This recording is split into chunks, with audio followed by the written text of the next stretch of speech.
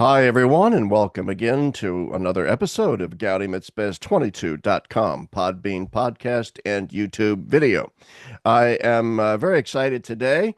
As just sort of a preface to this, before I introduce our guests, I have been asked by publicist people at Ignatius Press, just as I was asked by the journal Communio, to do a series of interviews with various authors of newly published Ignatius Press books.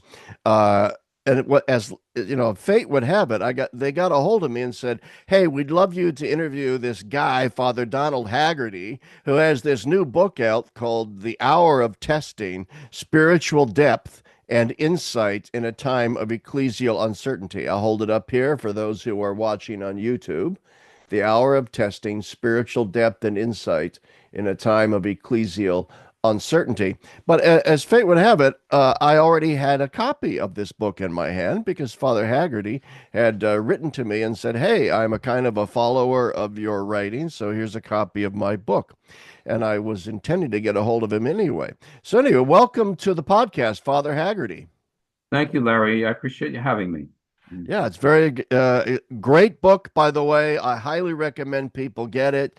It's very, very readable. It's got that rare I almost said strange combination, but it's not strange. Rare combination of something that is both really profound, full of theological depth and insight, but also at the same time very, very readable. It's a page turner in a lot of ways. And so I highly recommend that people get it. Once again, it's called The Hour of Testing: Spiritual Depth and Insight in a Time of Ecclesial Uncertainty. But anyway, who is Father Haggerty? Father Haggerty is a priest of the Archdiocese of New York and serves at St. Patrick's Cathedral. I was just there not too long ago. He has taught moral theology and worked as a spiritual director in seminaries for 20 years, one of them being my alma mater, Mount St. Mary's in Emmitsburg, Maryland, but also at Dunwoody in New York, Yonkers, and at a seminary in Ethiopia. He's also run retreats worldwide for the Missionaries of Charity. For those who don't know, that's Mother Teresa's order. He's also the author of numerous books, not just this one, on spirituality, including the Contemplative Hunger, Conversion, Contemplative Enigmas, and St. John of the Cross, Martyr of Contemplation.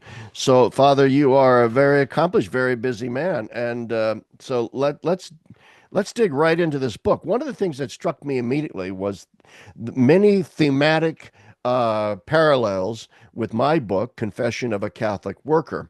And one of those, and also some, you cite authors like Simone Weil, De Lubac, Ratzinger, Balthasar, Peggy. That just warmed my heart so much. So many of the epigraphic quotes that begin each chapter are worth almost the price of the book. But it struck me that the spiritual and theological sources that you draw from are very similar to mine. So before we actually get into your book, why let's back up a second and let's dig into your own theological orientation, your own theological formation. How in a sense did you get to where you are now theologically? Well, that's a rough question, but I went to a very good seminary. In those days, I was ordained in 1989, and they used to say in the 1980s there were three really good seminaries in the United States, with no offense to others, but one of them being Mount St. Mary's, where you Yeah. graduated from, and then the New York Seminary, St. Joseph's, Dunwoody, and then also the Philadelphia Seminary was very good. And we had an excellent faculty. You may know the name Father James O'Connor, who Yes. wrote books in Christology, and then the great Monsignor William Smith, who was the moral theologian, Bill and Smith. Yeah. Bill Smith. And so I had a very nice training in that sense. And then I also had my own interest because of my background with Missionaries of Charity. And I took to Jacques Maritain very early in my theological study. And that, of course, led to, many of these other great people. I've always liked good quotations, that collective notebooks of quotations. And some of them helped me choose some quotations for those epigrams in the beginning of each chapter. I Yeah. agree; those might be worth the price of the book. Yeah, well, seriously, I've got them all underlined, every single, and so I quit underlining them because I thought, well, what's the point if I'm going to underline every one? So that's great. Well, and so now you are at St. Patrick's Cathedral in New York City, which must also be very interesting uh, by It is, itself. yeah. It's You a meet a it's a lot. it's a great assignment. I mean, I came back from Ethiopia. I was 4 years in Ethiopia. Cardinal Dolan had given me permission to go there and teach in what's the National Seminary, and I really went because I was very close to the Missionaries of Charity for some decades, Yeah, and they have a big presence in Ethiopia, 17 houses, and their largest house in the world is in Addis Ababa. So curious. Okay. I came back from Ethiopia, that kind of life, and I came right into the middle of New York City, and I was a year at St. Agnes Church, and then I've been 8.5 years at St. Patrick's. But this is a great assignment. You have large crowds here and a lot of confessions, a lot of contact with people. Half the time, these are people visiting the cathedral, and then you have a lot of New York City traffic coming through here. So it's to me, it's a great assignment, and I Yeah. didn't have to do administrative work, which is good. Gosh, I could do a whole show with you just on probably your experiences in Ethiopia with the missionaries of charity. Um, what a both an impoverished area, but also such an interesting part of the world, Eastern Africa. I myself am quite a fan of Ethiopian coffee. That by itself. I, In fact, we had an Eritrean woman that lived with us for a while. She was a refugee, and we took her in, and she introduced us to Ethiopian coffee, which she served with popcorn, which I thought was a strange cultural habit. Popcorn and coffee in this thing called a jabina, which is they boil their coffee in. But anyway, I don't want to go down that rabbit hole. Uh, let's get into the book. One of the things that struck me immediately was that it's very, very clear that you think the church is currently in a crisis. And so let's begin in terms of getting into the book.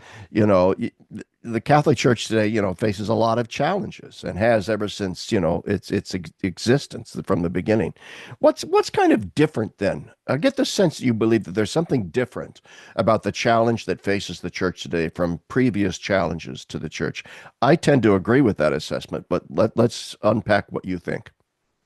well, I think we're in more than simply a rough period, possibly, and I would cast no aspersions on those who are in the hierarchy or the upper echelons right now, but we do see some danger. I would say, first of all, some danger of unprecedented things happening. And I would see, I taught moral theology, so perhaps I'm a little attuned on that level.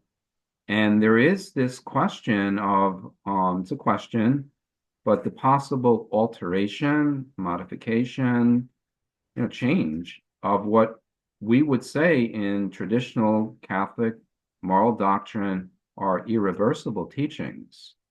So we've had cardinals. We don't have to name names. We have cardinals in Europe. We have some cardinals in the United States also who would favor a change in the church's teaching or modification to say that not all, as an example, not all homosexual actions would necessarily be, without exception, gravely sinful acts, objectively speaking. So if there was to be a change of that nature, if they were to write it into a magisterial document, which is not inconceivable in the coming years, perhaps in the next papacy, that would be unprecedented and it wouldn't break the church, but it would cause a kind of wound to, I think these are deep spiritual, supernatural things. There would be a deep wound to the church if something like that was to happen. They could change the teaching on artificial contraception. And I don't know if you noticed with the Synod groups, the 10 groups that are Yeah. taking subjects, and one of them is taking up the subject of morality, and they're speaking openly of of a paradigm change in Catholic moral doctrine. So these things are all on the possible horizon, and that would strike me as reason to say we better wake up, to see if that should happen. We can't just naively say, okay, the church is just leading us by the Holy Spirit in these directions.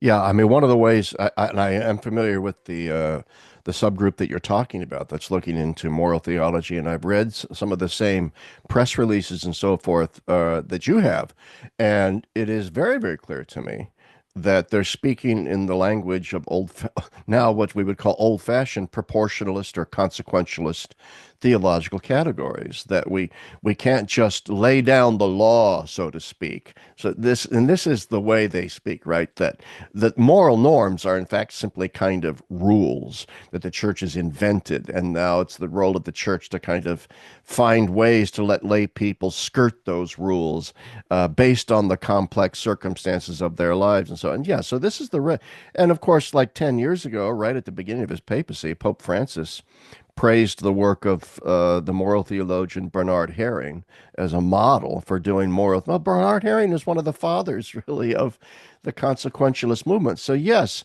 I would like to, voice my agreement with your assessment here, that the church is on perhaps the precipice of an even graver crisis than we face right now.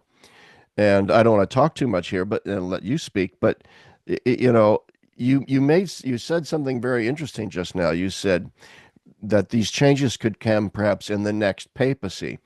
And I think that's got to do also, with the Pope's health. Obviously, he's not in great health, but also the fact that I don't think, and you can chime in on this, that Pope Francis is going to actually be the one to do any changing of church teaching, that might come, that he's setting the way, in a sense, for the next papacy. But you can already see so many Catholics upset right now with the mere prospect of this. Yeah, I would agree with you, Larry. And I think that Francis has perhaps been somewhat cautious and careful. He hasn't released a magisterial document that, so explicitly would be contrary to traditional Catholic teaching. I mean, we've had some upsetment with, for instance, the question of the death penalty, but these things could be discussed. But if my fear would be even in his papacy, with Cardinal Fernandez in charge now of the prefecture of doctrine of the faith, I would fear the possibility of a moral theology encyclical at least being considered and thought about, especially with the encouragement of that subgroup when they do release their findings in June. And the danger would be a moral theology encyclical that would contradict Veritatis Splendor, Pope John Paul's great Yeah. encyclical in Moral Theology of 1993. And one of the great efforts of Pope John Paul II was to reaffirm the existence of intrinsically evil acts, moral absolutes.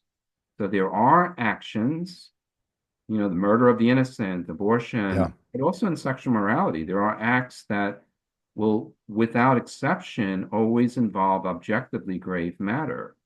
And it's possible, I'm sure it's being talked about in behind closed doors, a new approach to moral theology where, as you said it a little bit before, we can teach principles. We can put out, abstract conceptual principles, but when it comes down to actual choices, these have to be evaluated in terms of context, a person's, capacity for choosing, morally, that circumstances allow for exceptions to what the church has always considered prohibited. So these are, to me, early symptoms of what's a dangerous road to beginning, we're walking down now in these years. I mean, Yeah. so much depends on what happens in the next papacy. That could be some years yet. I mean, we don't know. Pope Francis has already planned on another discussion on the synodality in Yeah. 2028. So we don't know, and we don't know what God is going to do with all this. No, and we do know that the Pope is apparently one tough buzzard. I'll tell you that. I mean, I'm not certain if I could have endured. One can only imagine the physical sufferings he's probably endured over the past month when they have to like aspirate things out, mucus and things out of his lungs. I've had that done once, and let me tell you, that's not pleasant. That's an extremely painful and unpleasant intervention. So God bless the Pope, and we're not here to wish ill will on him on any level. I pray for him every day. But all that said, there are issues here that we have to discuss, and I would say that you've put your finger on something here. Then what we're trying to focus on is the nature of the crisis, kind of that we face. And one of the things that I see is kind of dangerous about it is how, in some ways, how overt it's become, but also its subversive quality is very subtle. And you've sort of alluded to it here, which is what they're going to do in order to sort of soften the blow is they'll say, well, Veritatis Splendor emphasized morally objective, acts and what's wrong with them. And that's all great, but they'll turn those into ideals. And then they'll say, but on a pastoral level, we are now developing they're not going to say we're contradicting Veritatis Splendor.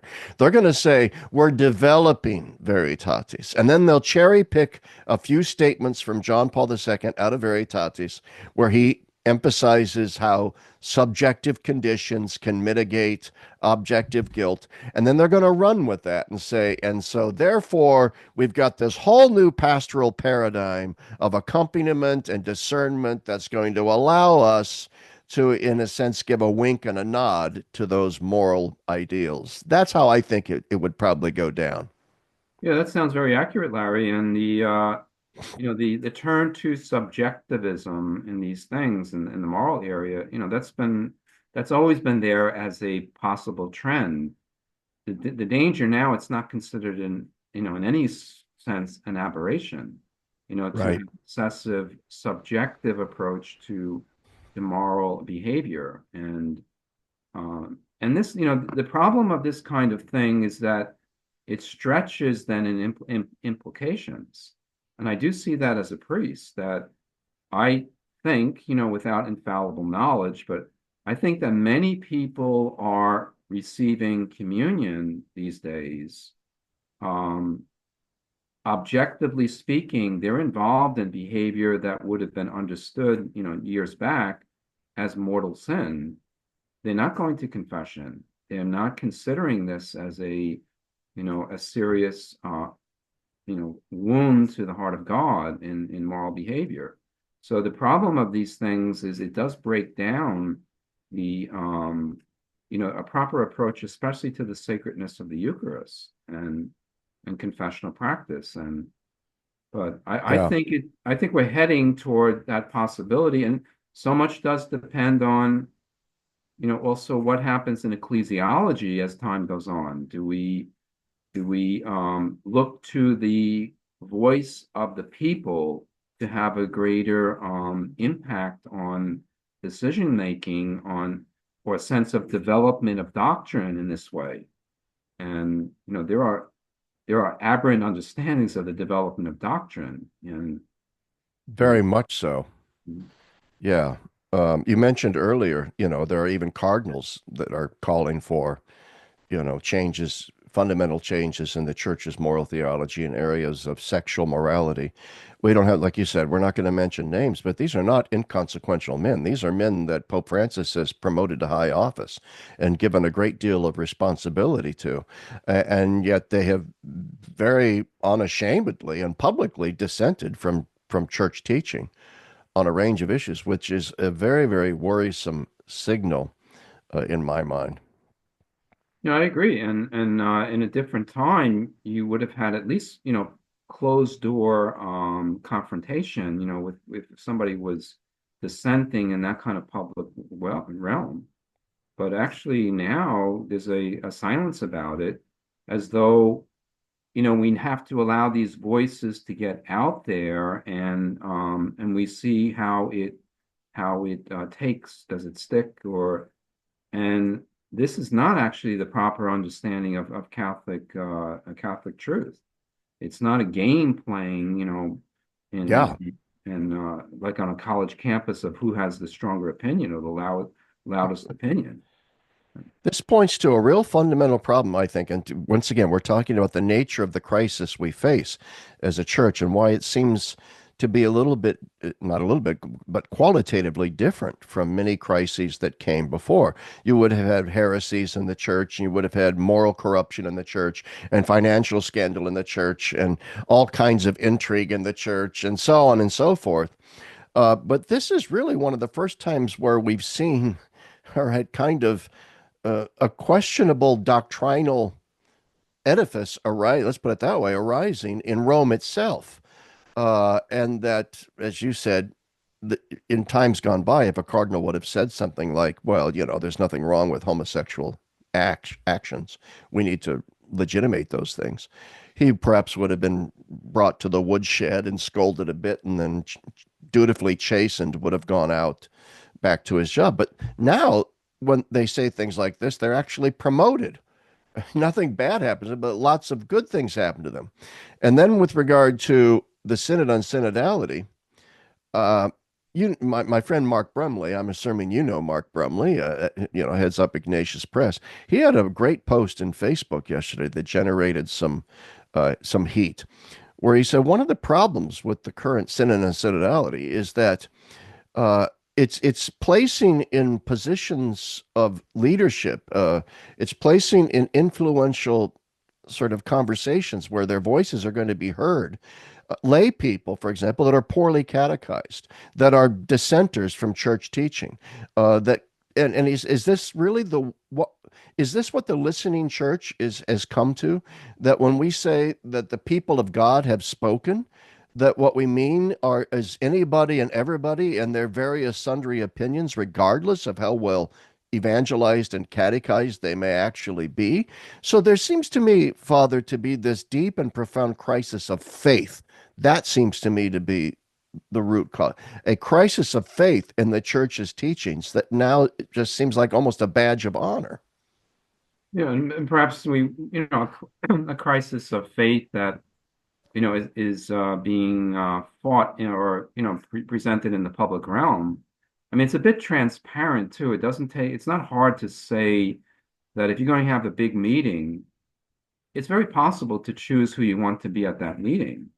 And they may be relying in many cases on advice from, perhaps dissenting people, dissenting cardinals even, who to bring to these meetings. That's not really listening to the voice of the church. So it may be, as we know, I have experience of many good Catholics in my life. Many people are very rock solid in their faith.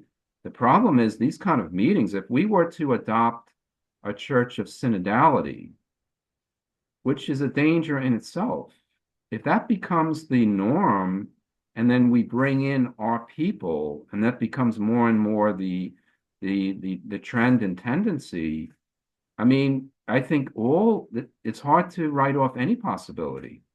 We could have voting in some manner in the church at these synods that would be striving hard to alter Catholic teaching that would have been unheard of, 25, 30 years ago. So I Yeah. think it's a little bit transparent what's happening there. And the other thing is, I don't know that Francis is entirely on board with all of that. I want to think the best of him, and I think he has many good qualities. I mean, you have a great love for the poor. I had, a lot of time with the poor in my life, and I think Francis has an authentic love for the poor. That's in his Yeah. background. That's very real, and a love for simplicity. But he's surrounded by people that perhaps, in some manner, overwhelm him, or that he's not catching the seriousness of some of these things. Uh, Yeah, I sometimes wonder if he has surrounded himself with theological progressives because he thinks that he can at least hold their heretical views in check himself and not allow them to have free reign in the church. But he actually admires their pastoral approach, their pastoral sensitivity. And so he likes their pastoral side, but maybe not their theological side. I don't know. I just throw that out there as a potential reason because I agree with you. Pope Francis has many good qualities. I often say to people, for as much of a crisis as Francis seems to have generated in the church, for some people, for many people, if you look at the laundry list of issues that liberal Catholics have wanted changed in the church for 50 years now, he hasn't granted that liberal wish list anything. He hasn't even granted the lifting of mandatory celibacy, which is merely a discipline in the church, and he could change with the simple stroke of a pen without being accused of heresy or changing doctrine. He hasn't even done that. So the Francis papacy, in my opinion, really does present us with a kind of series of perplexing paradoxes. No, that's a good way to put it, Larry. He's I don't know, he may be a little bit contrarian, where he's he's going to let you come, almost full the door, and then he closes it, and he may do that also with his friends, in some ways. The Yeah. danger of all this is that all of this discussion has been placed on the table, and then, I fear a little bit what happens in the next conclave, whether that's 1 year or 5 years or 10 years from now. Do they say at that conclave, we have to respect the movement of the Holy Spirit that has been, on fire in these last years, and we must go forward now with the principle of synodality, and the breakdown then of the understanding of proper development of doctrine becoming, an opening to Yeah. Yeah. aberrations. Well, here's the problem with all of this, and let's go back to your book, because the very before you sort of take a deep dive into this crisis that faces the church right now that we've just been discussing, you actually spend a couple of chapters talking about something that is a theme very near and dear to my heart, which is the problem with the crisis in the church in terms of a kind of loosening of standards or whatever you want to call it, is that our culture is already a culture characterized by profound unbelief, what I call the nullification of the question of God, or the de facto atheism of our culture, a kind of lazy atheism. I have an article about this coming out soon, I think. So maybe you could talk about, because I think you and I have deep affinities here in terms of our analysis of what Charles Taylor would call the sort of social imaginary of our culture is. And it's a social imaginary of complete unbelief. I think the key word in all that is, for me, the key word is indifference to Yeah. God. And I was always struck, and I use it sometimes in sermons, even at St. Patrick's, the Mother Teresa's short statement, indifference is the great evil. Now, she may have meant in regard to the poor also, but it really is it's a great sickness right now spiritually, that I think there's a great deal of people are rejecting God without taking the trouble to even think about him. And there is unconcern for the spiritual realities. And it's not so much a hostile, rebellious, choice to reject God, not rampant atheism, as much as it doesn't matter.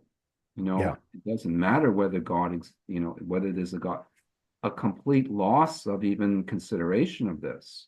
That's my sense of, being surrounded by crowds in New York. And, there are people who are full of faith, who do come into the cathedral, to the churches, but there's a vast amount of people who I think have no thought at all of God, period. And to me, that's a big danger. I think it has a lot to do with technology. The turn to the technological devices has just occupied people obsessively, and there's no quiet moment of turning to the deeper reality of the spiritual. So, and where this goes in time is a serious question now, I think. Where are we Yeah. moving in these years, even decades ahead now, if this continues as a development in humanity in Western, Europe, United States? in all countries. Yeah, I mean, if it's true, and I think it is, that human beings have an innate religious sense, uh, it is also true that that religious sense can be effaced, it can be nullified, it can be weakened, it can never be completely extinguished, but it can be so cruddy over with all kinds of other things as to become virtually non-existent. And in my years as a teacher of theology at DeSales University, I saw every single year a kind of increase in that kind of mentality where it's not so much I don't believe in God, it's just I don't even consider the question meaningful. It's just an issue of complete indifference to me. And only weirdos and nerds and oppressive fascist types want to concern themselves with God. And it's that latter thing that kind of disturbs me, and I know disturbs you from reading your book, that very soon we're going to be returned to a situation like in the early church where the first Christians were persecuted for being anti-human and against society and so on. And that seems to me increasingly, especially with regard to the homosexual issue, we're going to be increasingly labeled as antisocial, anti-human. Yeah, I mean that's very accurate what you're saying. And the other element in all this is what about the satanic reality when there is that kind of vacuum in the spiritual soul, of society, then who steps in? And I think I'm not a believer in Satan. I know the reality of the evil one. It's true, and he has taken over, for instance, that many of these media elements of, for instance, the whole pornography industry Oh is God, so yes. full of a satanic presence. And that kind of reality too, if there is indifference, if people somehow lose a desire for God, and well, it doesn't remain neutral then. It's not as though we can walk very nicely in a middle ground. I think the satanic presence then becomes it becomes dark and present, more and more so. And we've seen it in recent years also, what's happened in the society. Yeah, yeah. Oh boy, we could do another whole show just on pornography, and I call it the silent Satanism because very, very few public figures are discussing it as a public health crisis, even on the level of just this basic human psychology. Nobody wants to talk about it as a public health crisis, and therefore nobody wants to talk about regulating and banning it. But you've essentially nailed something very important here, which is that it's satanic on a spiritual level. Satan has devised the ultimate tool for destroying the souls of millions and millions of human beings, and that is getting them addicted to pornographic images on the internet in particular. I think the whole technology realm is a question. When my parents were first growing up, radio was there, and Yeah. then TV came. I know my father used to say in his older age too that when TV first came out in the 1950s, he kind of was proud of himself, saying, that's going to hurt. That's going to even ruin families. You're going to be sitting around watching that box, on the screen instead of, mixing as people did in the past. Yeah. Well, it's far worse now, that we have this kind of even addictive obsession is, that agitated need for turning so frequently to the cellular device and in a city you see this all the time. In fact, it's kind of striking to me. I can see a couple and they're in their 20s, their 30s, and the one or the other will be watching, will have the face in the cell phone. I just saw the other day a guy is walking down the street. His girlfriend, I assume, is walking two steps behind him while he has his head in the cell phone. I mean, to me, it seems so rude, that person doesn't Yeah. matter.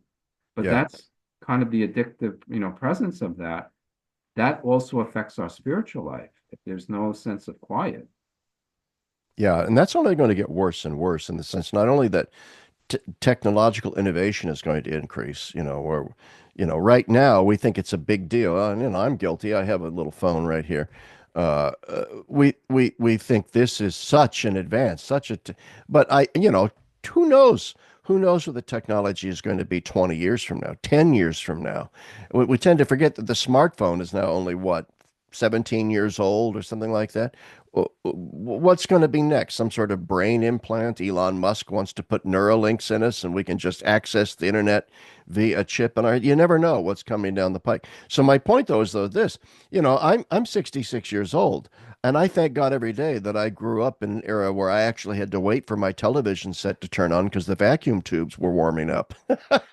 you know, and we'd look in the side of the TV as kids to make sure that the vacuum tubes were lit up. It's like, okay, it'll be on here soon, okay. And obviously, all phones had cords, and that was the extent of our technology. And now, this generation now, say the generation of college age kids, have known no other reality than the reality of this digital world, this digital universe.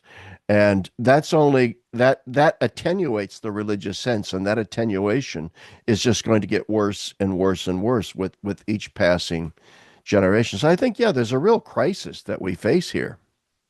Yeah, I mean that's a an aspect of this, and I think there are some very good spiritual people who they have to use their phones often and technology. This is part of life now. Yeah, I mean, I showed you, I have one. Yeah, I have my phone here. I could show you mine.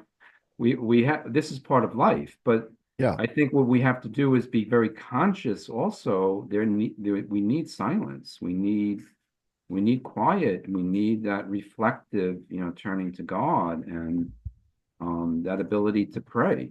What I mentioned in this book, I think, I opened up the book with, when Jesus returns, well, he says, will I find any faith? Yeah. Well, a variation on that question would be, when I return, will I find prayer? And there will be some, of course, always people who will pray, but this is becoming less and less a reality in people's lives that they actually pray. And once you lose prayer, you're going to lose God, and as a result. Pope Benedict said that today's culture is characterized by a crisis of faith. But the crisis of faith, he said, was caused by the absence of prayer. That you can't have faith without prayer. But then he went further and he said, and you can't have prayer without silence. All right. And the digital fog in which we live robs us of that contemplative silence. Yeah, there's a certain austerity, of our mental life that's required, that we allow ourselves to be alone and quiet. There's a famous phrase of Pascal, a man who can't stay alone in his room is in some manner, he's on his way to destruction in some way. So that there is a need for this, and that compulsive turning to technology that's symptomatic of our time. There are worse things than that, but that the loss of faith is a real thing. The danger of a loss of faith is that it's not acknowledged and not recognized. It's not Yeah. missed. Yeah. That people can escape from religious practice and think it doesn't matter anymore. There are consequences to that. Absolutely. Absolutely. And I mean, we are now 12 years into our Catholic worker farm here. And just for the first time this summer, we're going to be building. And so we need fundraiser money, folks. Some people have already donated, but we could use more. We're going to be building a Catherine Doherty style, Madonna House style, Pustinia Hermitage here on our property.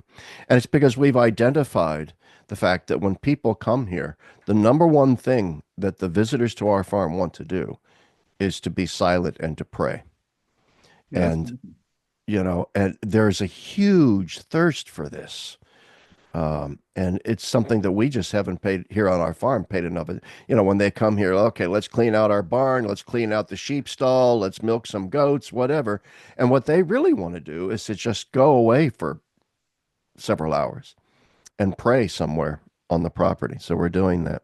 And actually, a lot of your expertise, Father, is in this realm of contemplative prayer. It's in the realm of a deep spirituality, and I would be remiss if we didn't mention the fact that the whole second half of your book is about how, in the midst of this current cultural and ecclesial crisis that we are in, how can we develop this contemplative, prayerful spiritual life? And there are several themes that I'd like to explain and delve into. But before we do, one last thing about the crisis that we face, because I face, I'm sure a lot of people who are listening are asking about this, and then it kind of could segue into the second part of the book.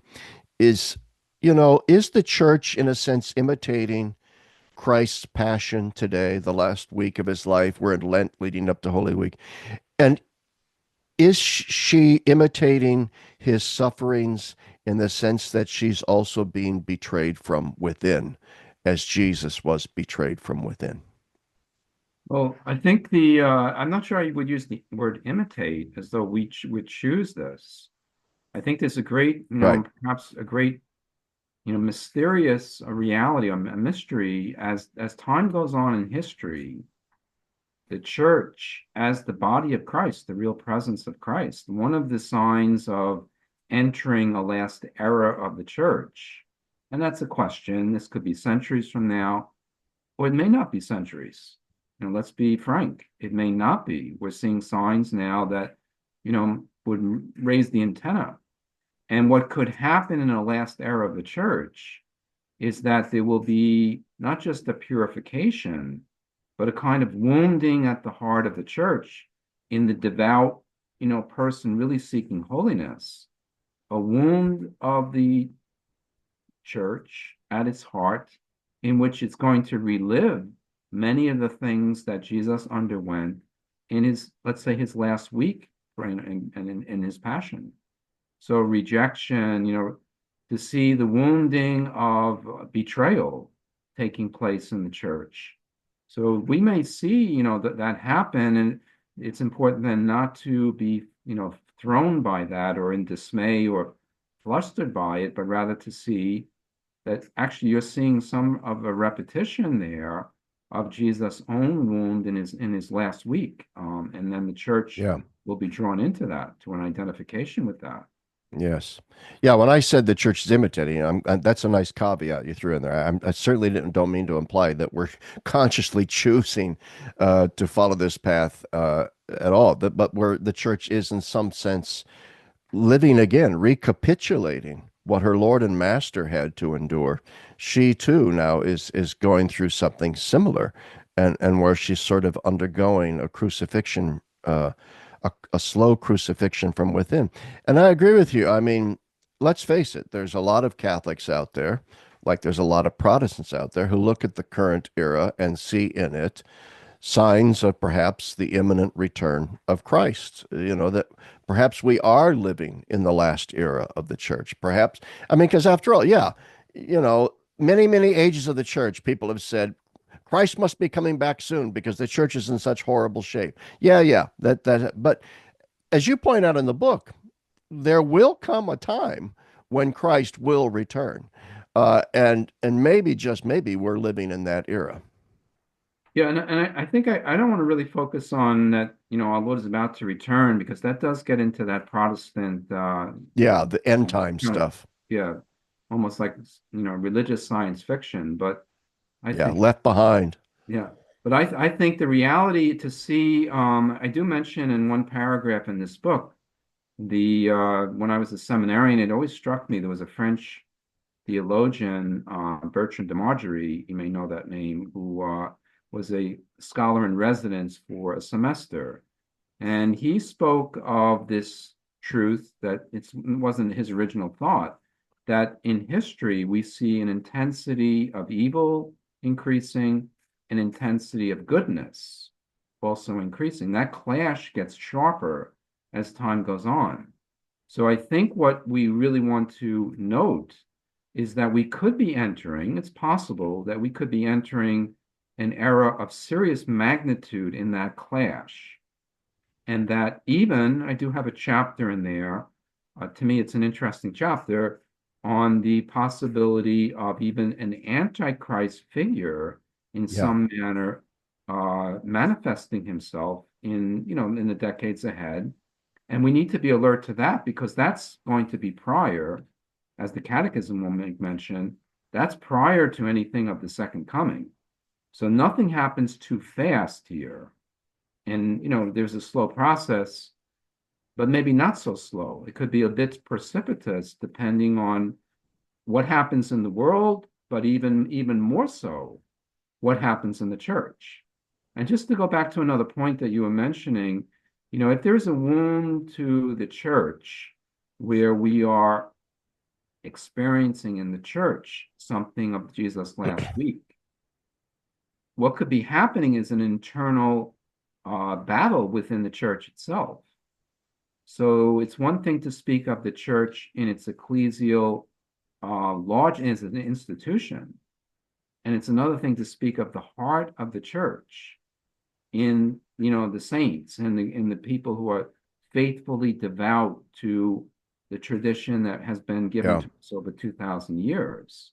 That devout part of the church may suffer within the institution of the church, and that could be in some manner showing us something of the last week of Jesus, betrayed even by his own followers.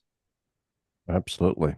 I found that to be a very fascinating chapter on, the potential emergence of an antichrist figure. What it had what you just said has deep resonances in my mind since I studied the theology of Hans Urs von Balthasar. And, Balthasar has in his unpacking in his part of the trilogy called the Theodrama, he's unpacking the book of Revelation. And he makes a very, very similar claim with regard to a theology of history, which is that there's going to be a sort of parallelism that as evil rises in the world, so too does, in a sense, those who follow Christ. So there's going to be this crescendo of evil and goodness that will then eventuate in a kind of climactic moment where there is a clash between these things, and that it's almost inevitable that this is the path that history will take. It's interesting because as you're talking about that, and this is not in the book, but I was talking to a priest from California this past week who was visiting New York, and who I actually taught at Mount St. Mary's Seminary. And he was saying how, the name Peter Thiel, Oh, yeah, Teal or Peter. Thiel, I don't know how it's Peter, pronounced either. Peter Thiel, who was he's a billionaire, founder of PayPal, and he is a Catholic, Yeah, and he went to the seminary in San Francisco, Menlo Park, to St. have Patrick's. St. Patrick's, to have discussion with the faculty there because he is interested in writing a book about the possibility of the emergence of an antichrist in our time, because he sees the possibility of AI being a something of an avenue for this possibility. And also he has this understanding that the emergence of an antichrist figure, in some manner, after the manner of, as I mentioned in the book Sola Vive, or Benson's book, The Lord of the World, Yeah, that there would which be a Pope Francis loves. and Pope Francis loved, and Benedict also spoke of Sola Vive. And there would be a figure who would rise up in some manner to prevent an Armageddon, so that, somebody who would save the world, and AI might play into this because now, right now, it's a little bit of science fiction. But there is talk that if this got carried away and got taken up, also with the possibility of destructive weapons, that AI would need to be controlled. So somebody would step in there and be a figure of this nature. So this is Yeah, not what the book is talking about, but I think these things are no longer, you know, so off the rails as talk. We have to face the reality of our time being in God's plan, perhaps a time of serious spiritual magnitude, and And then, as you mentioned, that's actually the two-thirds of the book is on spiritual approaches then to a time of serious magnitude of this nature. What would God be asking us spiritually then in our Yeah. personal lives? In my book, I lean on Balthasar's image of what he calls the Ernstfall, which is, a German word, as you probably know, that means a sort of a moment of decisional crisis, of deep, serious spiritual crisis. And in Balthasar's book, Cordula oder der Ernstfall, translated as Moment of Christian Witness, he speculates along these lines that yes, modernity is presenting us with this ever increasing realm of evil that is clashing with the realm of the good. And the day is coming where a sort of neutral stance towards the culture is not going to be possible. That the culture is going to force upon us a decision for or against Christ, which Balthasar calls the Ernstfall moment. Uh, but as your book, I think, is really, really great. The second half, I'm pointing out, we had better be prepared for that, right? We're going to fail, in a sense, the Ernstfall moment, unless we, because here's the deal, and I'll turn it over to you. I promise. I don't want to talk too much here. I'm always accused of talking too much in these interviews, but uh, in the light of AI, in the light of virtual reality, in the light of things like this, it could just very well be that the moment of decisional crisis arrives and we ignore it because we don't recognize it at all as a crisis because we have been we have entered into the whole realm of digital illusion, and so we've missed the moment of crisis entirely. And so perhaps the great Ernstfall moment of the future, which we have to prepare for, is that we need to develop spiritual armor and spiritual eyes that allow us to discern that decisional moment when it arrives and we don't miss the opportunity, so to speak. Yeah, man, I think that is not a that's not inconceivable that something like that could happen. That we could have perhaps the risk to the world becomes very extreme. Nobody wants, and this is not the question, but nobody would want nuclear exchanges between countries. But what if AI somehow became unmanageable? We don't know where this technology goes in the next, 25, 30 years. And there was then the question of a one world government to control and in some manner regulate this. And you would need some type of very, heavy control over it. We can't have countries independently just at work. So the possibility of being in some manner, caught in this, and unaware of what's happening spiritually, I think that's quite real. Yeah. What you mentioned too, I think it's very, very true. I mean, we still do have, I'm a priest, I kind of see that there are many Catholics who are still in the mode of, I go to Mass on Sunday, and that's my Catholicism. I say a quick prayer in the morning, and that's about it. And, I believe, and I'm a Catholic, and even go to Mass every Sunday.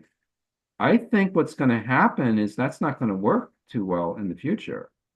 That, and I think you said it there very well, that you're going to have to choose to be a very serious, dedicated person spiritually with some serious approach to prayer, or you're going to drift out of the whole thing because the manner in which the culture is going to be taken up with technology, the rest of these things will like take the floor out of people's structure of belief. So Yeah. it's either be a strong Catholic, strong person of prayer, or you might get lost easily. Yeah. Or was it Karl Rahner famously said, the Christian of the future will be a mystic or they won't be a Christian at all. And then, of course, Joseph Ratzinger's famous prediction in the late 1960s. Not that he desired this, but he was simply predicting this. People often misunderstand this point, where Ratzinger says the church of the future is going to be much smaller, probably a little holier, because it's going to, the only Christians that are going to be left are, the ones that actually really believe something and have developed the internal spiritual eyes to be able to see through the lies of our culture. I agree with that. I think it's a possibility, and I think it's naive to think that we suddenly have resurgence in these things. My experience as a priest in New York is the people who are very Catholic are intensely Catholic. Yeah, They're really praying, and they're serious about their spiritual lives, and they're also yeah. self-giving. They're living for others. If I say from the pulpit, at St. Patrick's, pray for those who visit this cathedral. There are many people who walk the aisles there who probably never say a prayer inside that building. And I ask the people I met, pray Yeah. for them. And I can see them really resonating with that thought. That raised, God, so many things going through my brain right now. Uh, what you mentioned, people walking through the St. Peter's. I just remember, I mean, St. Patrick's, but every time I go to Rome, and I always make a point, I love going into St. Peter's, obviously, but I'm always struck by the fact that it's become a kind of touristy museum more than a place of prayer. I mean, it is so much not a place of prayer that they had to set up, that little side room with the tabernacle, with the monstrance, and the exposed little, and, as you go into that room, there's a guard there that says, "Now that's just for prayer. Remember, no pictures." Like, wow, here we have the center of Catholicism, St. Peter's Basilica, over the tomb of St. Peter, and you've got 10,000 people jammed inside this church at any given moment in the morning, and there's one little side room for prayer, and the guy there has to remind you that that's for prayer. That's just insane to me. And it's also it's a strong picture of maybe what the church is becoming. Yeah, And most of those people, most of those 10,000 maybe who are in there, most of the majority would be Catholics, baptized Catholics who made First Communion. But, maybe they go to Mass, many of them. But how serious is prayer in one's life? To spend some time at least in St. Peter's Basilica, inside the Blessed Sacrament yeah, Chapel. it's obviously not 10,000. It's I exaggerate, I think it's 1,000, 2,000, whatever. But what really strikes me is as you approach the Bernini's baldacchino over the high altar, which sits over the tomb of Saint Peter, how very few people, as they approach that baldacchino, there's a railing there's, and kneel down to pray here to venerate the tomb of St. Peter. No, most have got they're taking pictures, they're milling around, and and I saw this when I went to St. Paul outside the walls, a little less, but there it is. Nobody's praying to the tomb of St. Paul. They're all running around taking pictures. Instead, there's St. Paul, you know, and you're not venerating this greatest of saints. Anyway, I just, yeah, I think it is a symbol, a sad symbol of what, in many ways, the church is becoming. It's sort of being hollowed out. I know if you want to I have a couple more things I want to say, but I want to give you a chance to Yeah, comment I on think that. the question too is what happens with young people. It's an open question, but look what happened to the youth in Ireland. Somebody just told me from Ireland last week that young people don't go to mass. It's a very rare thing to see a young person in their 20s, Yeah. going to mass in Ireland. But what happens if young people, really treat God as an indifferent thing, unconcerned? I'm not sure where that goes in 20 or 30 years. That same generation may very easily, you know, jump all over, this a savior who comes to prevent, worse things happening in the world. And that Yeah. would be the reality of an antichrist figure would be not a caricature of Christ, but would come as a savior, would charm people, would not be a Hitler. Yeah.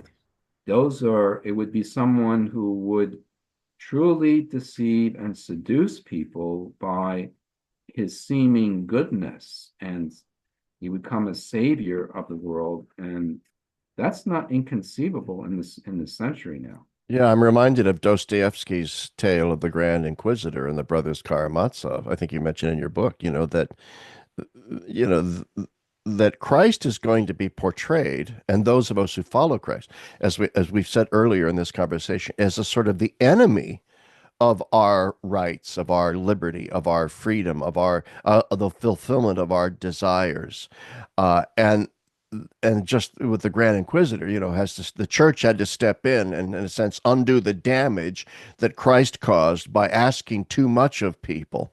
So I would envision like an Antichrist figure being of a very similar sort, where it would just be somebody coming with very dulcet tones, very soothing, apparently very rational and enlightened, who would just come along, in a sense, would be bred in circuses on steroids, tailored to a digital age.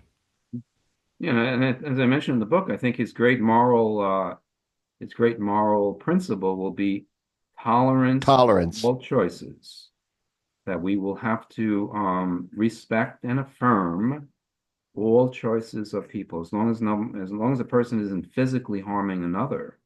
And this would play into, I mean, what we're seeing is the temptation of the evil one in the Garden of Eden again. You can become like gods. And I think if there is an Yeah. Antichrist figure, that will be part of the seduction. You become your own God in some way. Yeah. Oh, yeah. And in our context, it would be you become your own God by, in a sense, the state enforcing uh, your right to, in a sense, define yourself however you choose to. If I choose to identify as a cat, all right, and the state is going to say, okay, you're a cat. We're going to change all the legal documents to make sure. I mean, and there are actually people who do things like that, but lest those listening to this say, oh man, Chapp and Father Haggerty engaging in all of these kinds of strange uh, antichrist, end of the world sort of conspiracy fantasies. This is not outside the realm of possibility. I mean, the fact is that it isn't just people like me and Father Haggerty that are noticing things like this. There are more secular type people that are raising the alarm bells. But I read a book last year by a philosopher historian called Anton Barbacay, and the name of the book is A Web of Our Own Making. And the gist of this book is that the internet is slowly going to destroy our humanity. That's why he calls it a web of our own making. It's like a spider web that traps us, but it's of our own making. And that once the internet, in a sense, has this, and coupled with AI, has this global hegemonic control over everything, which it almost, there's not going to be any escaping it, and it's going to slowly strangle our humanity. Then I also think of another book written like 8 years ago now, I think, by a woman, not a Catholic, Sojana Zuboff, and her famous book is called The Rise of Surveillance Capitalism, in which she makes the point to the combining of the internet with techno paradigm, AI kind of everything, and the corporate world, and then the surveillance state is creating, just like Barbacay's invisible web that we create, an era of surveillance wherein all privacy is going to be removed. So what you and I are talking about here is not just science fiction. These are very real concerns. Yeah, and even what you're saying here, it's not hopeless. It's really then, like you mentioned with von Balthasar, it's an important moment. It's an hour of testing that we really decide I need to live a serious spiritual life, and that means practices. To get into a church, perhaps every day. In the past, it might have been thought extreme, maybe, to go to mass every day. That should not be extreme. That might be the new norm, Yeah, that we need him every day. I need to open up the scripture every day. I need to pray Psalms every day. I need the rosary every day. That practices that would have been considered, oh, that's a very, devout person. That should become normal if you're in a poisonous environment, perhaps that could endanger the soul and spiritual life, and yeah. the possibility of drifting with this is dangerous. So I think it's a time, and that's what why I write that second half of the book, the second two-thirds. Let us rise up now and realize that God is also speaking in this time, as he would have spoken in the early centuries when there was Roman persecution. He gave people great courage to just bear, their witness to their faith Yeah. under, terrible, kinds of prospects of suffering. But they stepped up, and I think God's going to do the same in our own period now.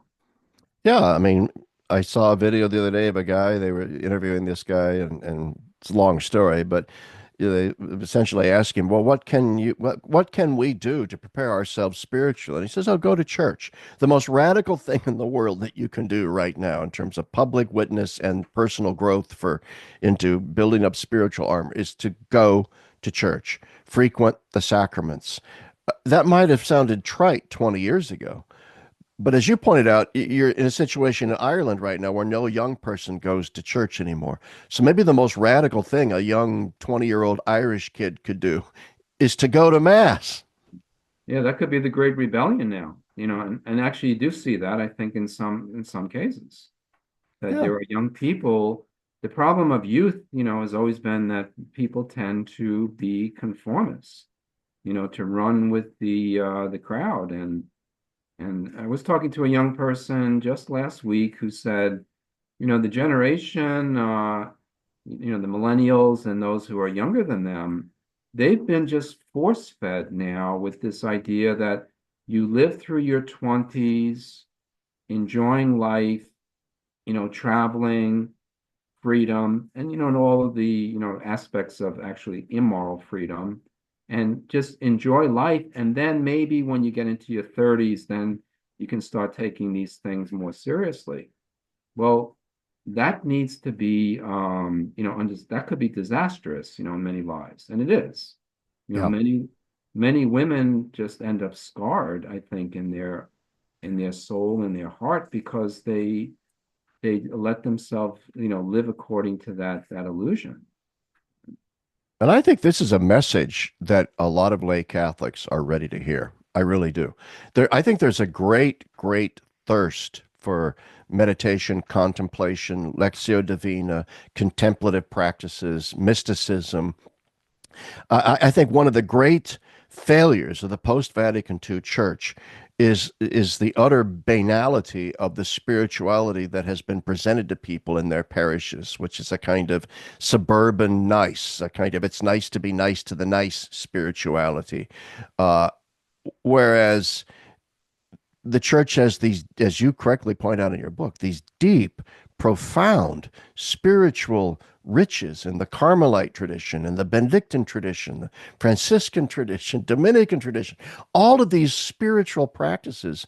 And the average Catholic knows very little about them because they're not presented to them in their parishes. Yeah, and I mean, part of that is the problem maybe in the priesthood, that, priests need to take these things seriously. We need, serious lives of prayer. We need to read, in these areas, and it would be good if seminarians, right away get hooked into the importance of serious spiritual approach. And you know, in many cases, these are questions of a testing, a decision.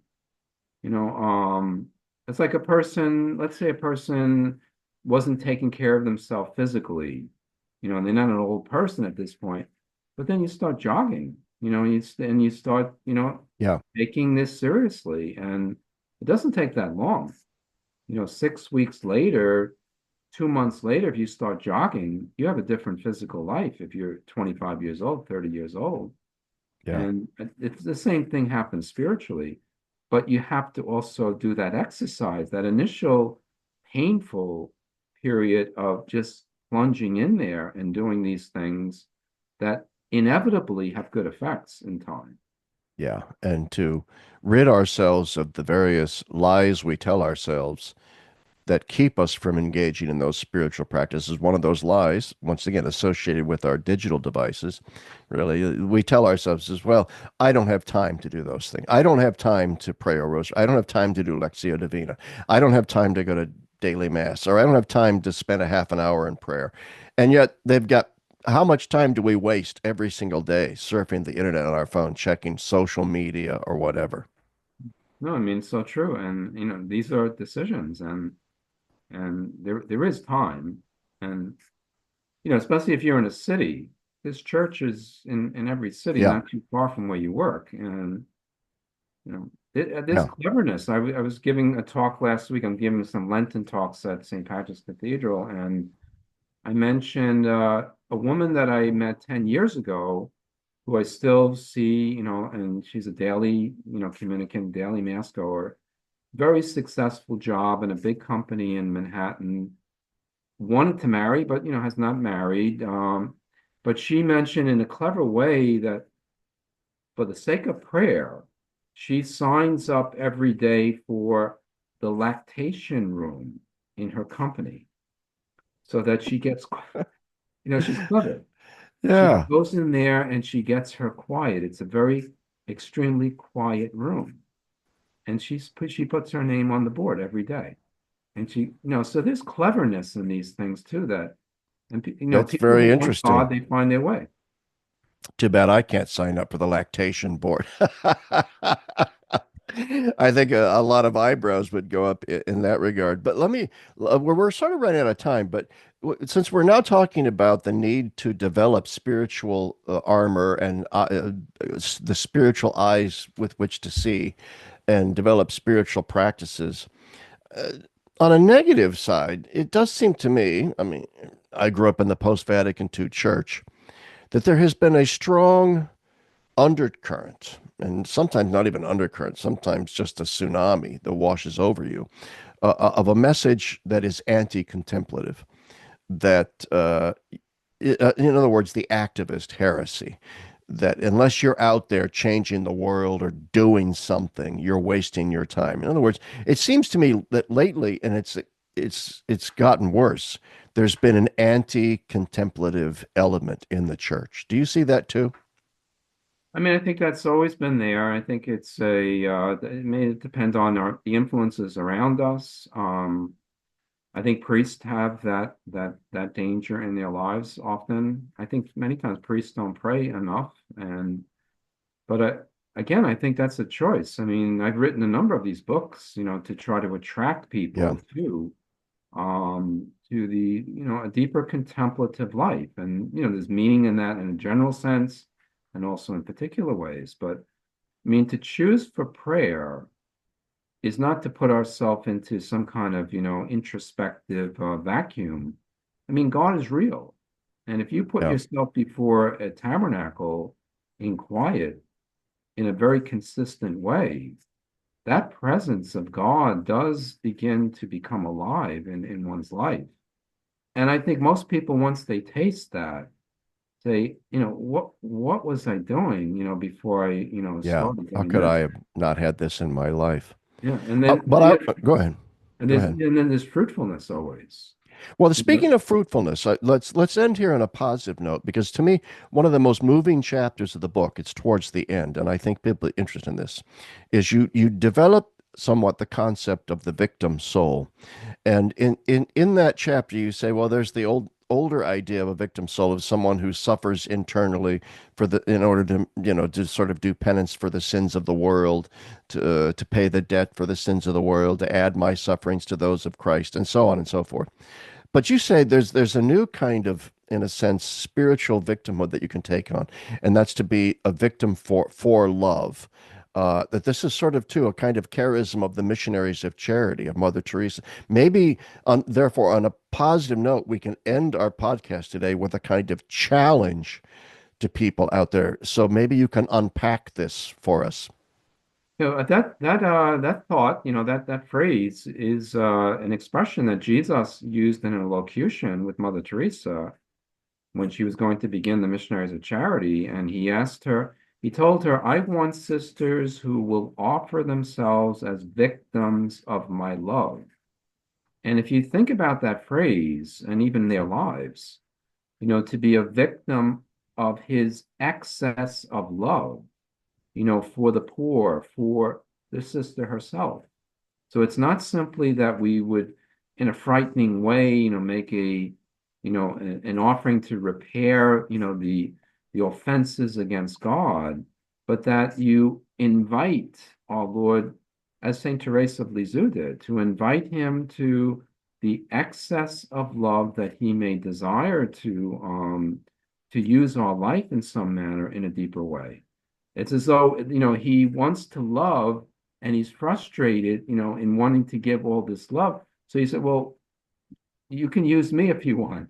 You can Yeah. pour out that love on my life and let me be used in some manner, for your purposes. And I think that's a beautiful possibility in our lives because part of this book too is if we're in a difficult time, it's also let us live for souls.